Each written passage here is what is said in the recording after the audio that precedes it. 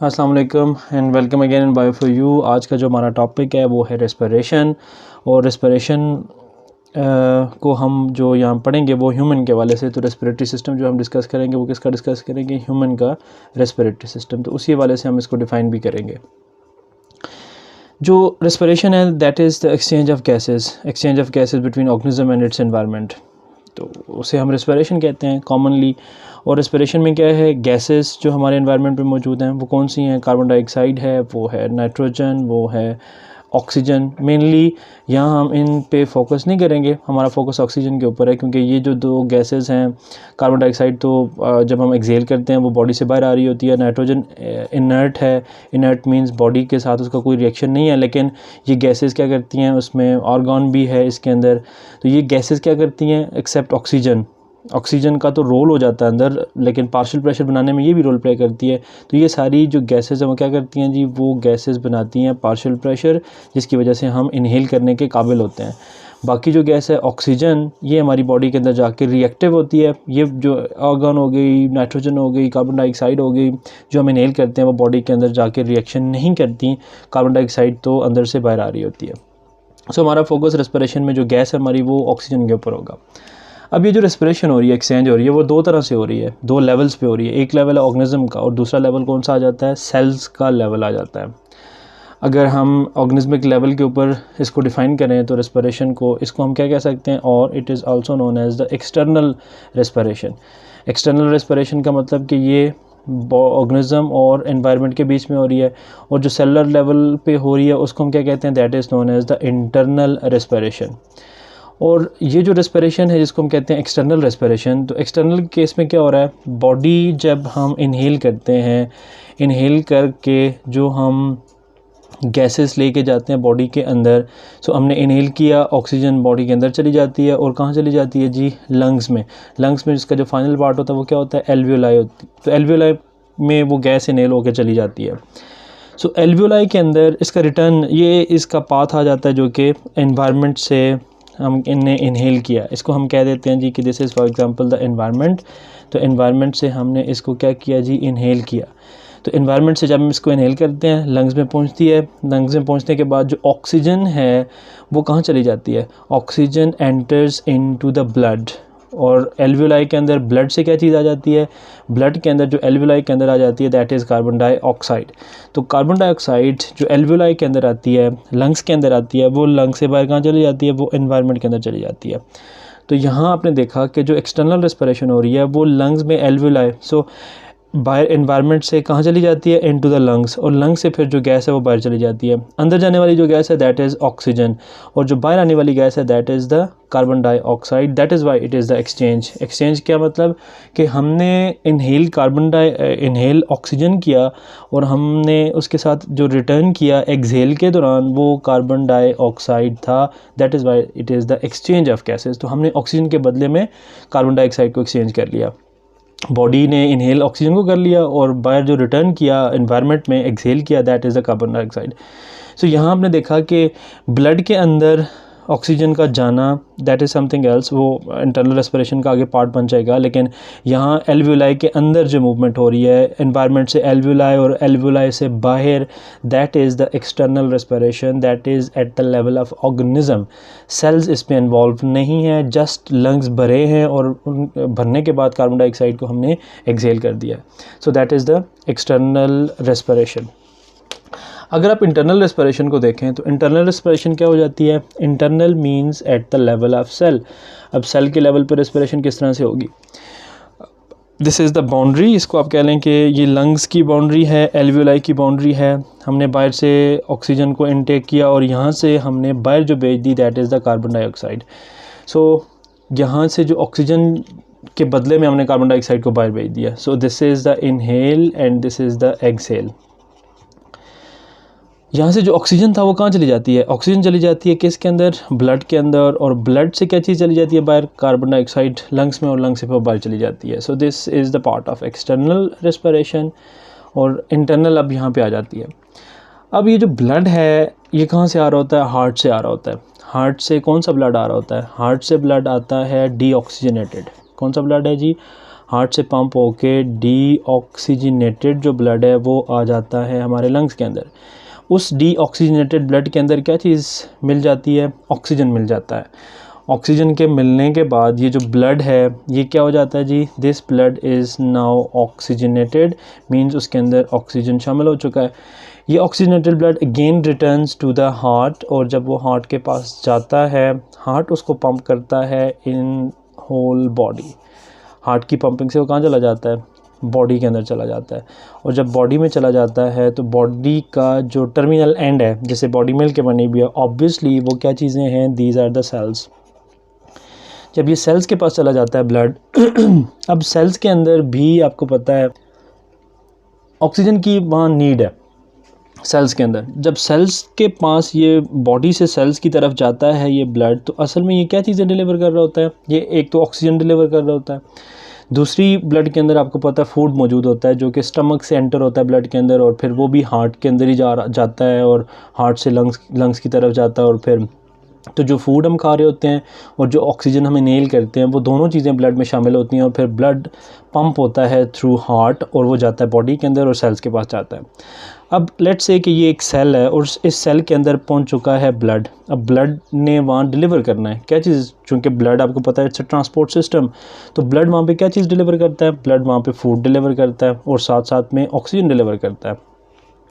जब ये oxygen deliver हो जाती है तो सेल इसको क्या करता है? यहाँ इस ऑक्सीजन को यूटिलाइज़ करता है यहाँ पे, और इसकी यूटिलाइजेशन से जो इसके पास फूड मटेरियल है, लेट्स से कि आपको पता है ग्लूकोज की जो ब्रेक डाउन होती है वो यहाँ सेल के अंदर हो रही होती है, तो ऑक्सीजन ग्लूकोज की ब्रेक डाउन के लिए चाहिए होता है, जिसको हम क्या कहते हैं जी? रेस्पिरेशन। हमने वैसे भी इसको ऑलरेडी पढ़ चुके हैं, रेस्पिरेटरी जो इसके जो डिफरेंट फेजेस हैं, जैसे ग्लाइकोलिसिस है, क्रेब्स साइकिल है, रेस्पिरेटरी चेन एट्सेट्रा।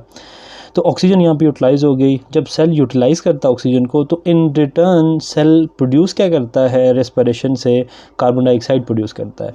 तो कार्बन डाइऑक्साइड प्रोड्यूस करेगा, तो कार्बन डाइऑक्साइड को प्रोड्यूस करके वो किस में डाल देगा? दोबारा से carbon dioxide will be delivered again into the blood, और जो ऑक्सीजन है वो सेल के अंदर जा रही है। सेल इन रिटर्न क्या चीज़ दे रहा है?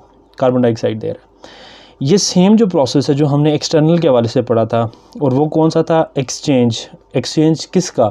ऑक्सीजन के साथ कार्बन डाइऑक्साइड का एक्सचेंज। कहाँ पे? एल्वियोलाई के अंदर। एल्वियोलाई के अंदर ऑक्सीजन आता है, ऑक्सीजन ब्लड में चला जाता है, ब्लड से कार्बन डाइऑक्साइड चला जाता है बाहर।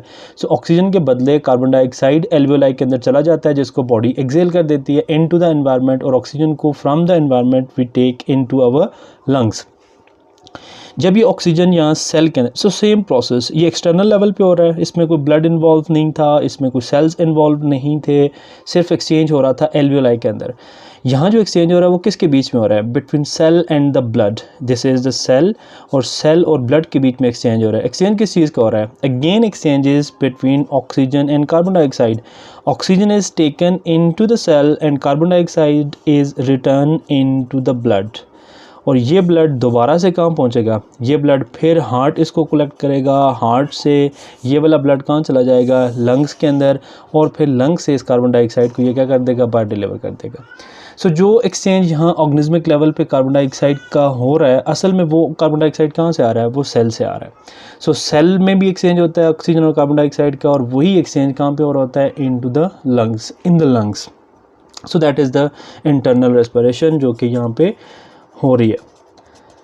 अब ये जो रेस्पिरेशन है उसके लिए कुछ उसके लिए आपको रेस्पिरेटरी जो सरफेस है उसके अंदर कुछ प्रॉपर्टीज़ भी होनी चाहिए। प्रॉपर्टीज़ क्या होनी चाहिए कि रेस्पिरेटरी जो सरफेस है उसमें उसकी जो प्रॉपर्टीज़ के जो एक्सचेंज हो वो स्मूथ हो, एक्सचेंज अच्छा हो between the environment and the organism.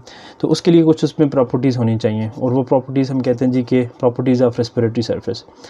So respiratory surface आपके पास है कौन सी? जहाँ पे रेस्पिरेशन हो रही है, तो रेस्पिरेटरी सरफेस वो कहलाती है जहाँ रेस्पिरेशन हो रही है। तो रेस्पिरेटरी सरफेस कौन सी आपकी?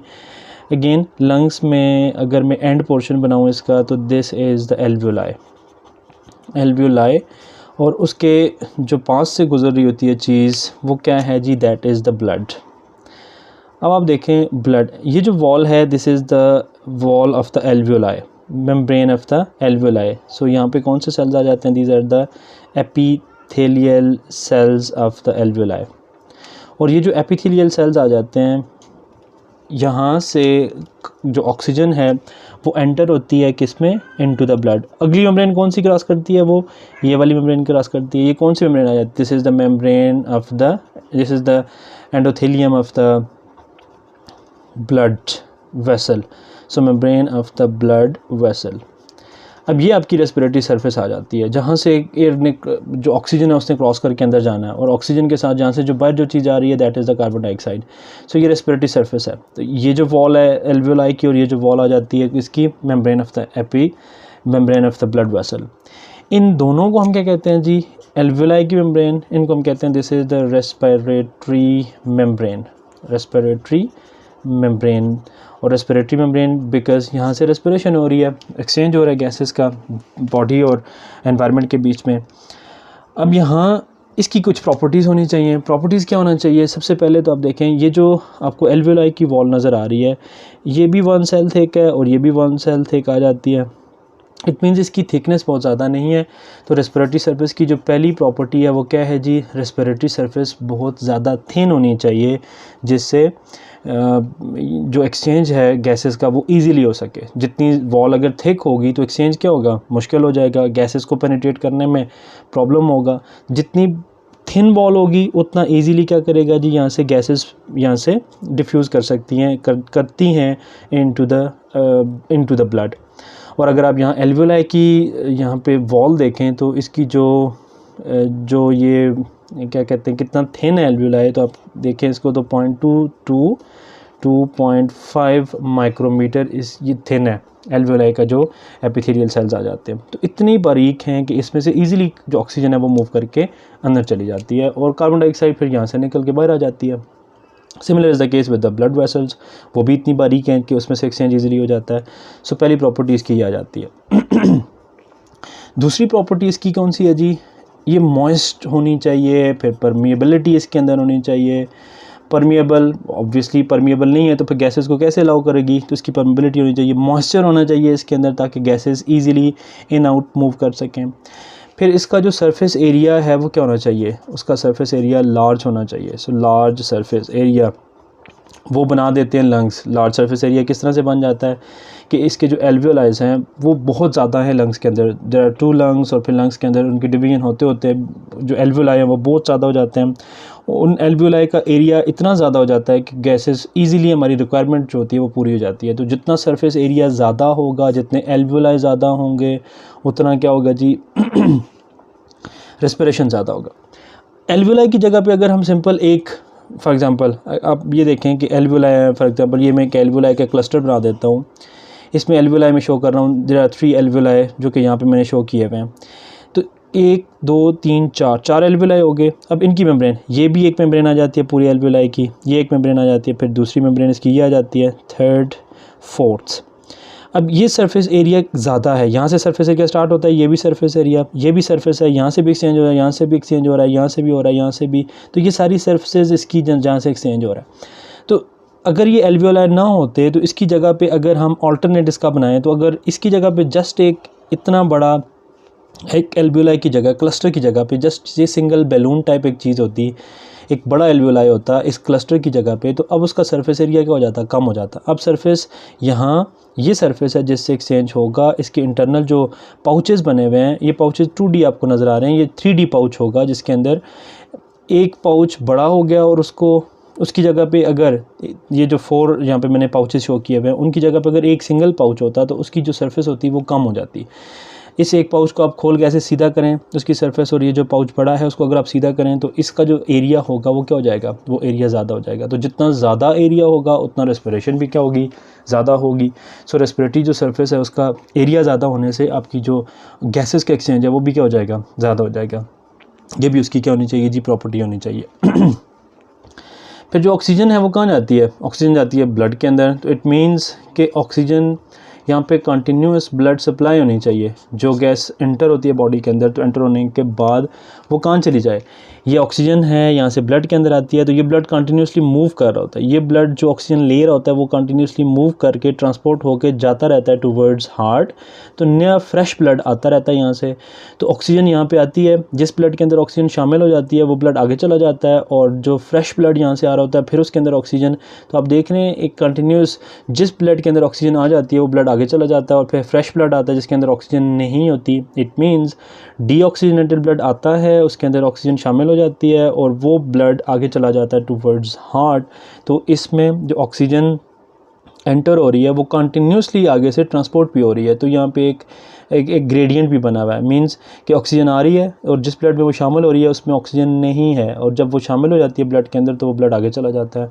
सो यहाँ पे कंटिन्यूस ब्लड सप्लाई, और उसकी क्या होना चाहिए जी, फिर आगे मूवमेंट भी होनी चाहिए ताकि ऑक्सीजन की जो मूवमेंट है वो होती रहे और डीऑक्सीजनेटेड ब्लड से कार्बन डाइऑक्साइड एल्वेओलाई के अंदर आता रहे। एक और जो इसकी प्रॉपर्टी है वो है जी एक वेंटिलेशन मैकेनिज़्म।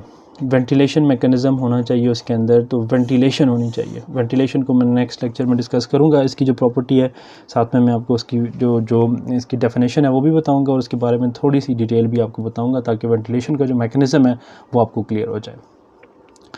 नेक्स्ट वीडियो में आपसे दोबारा मुलाकात होती है, तब तक के लिए अल्लाह हाफ़िज़, और बाय फॉर यू को सब्सक्राइब कर लें and press the bell icon for the notification of new videos. और अगेन इसमें जो इसमें फ़र्दर अमेंडमेंट हो सकती हैं वो आप मुझे कमेंट्स में बताएं। जो आपके क्वेश्चंस हैं वो भी आप रेज़ कर सकते हैं into the comments. Next video में आपसे दोबारा मुलाकात होती है।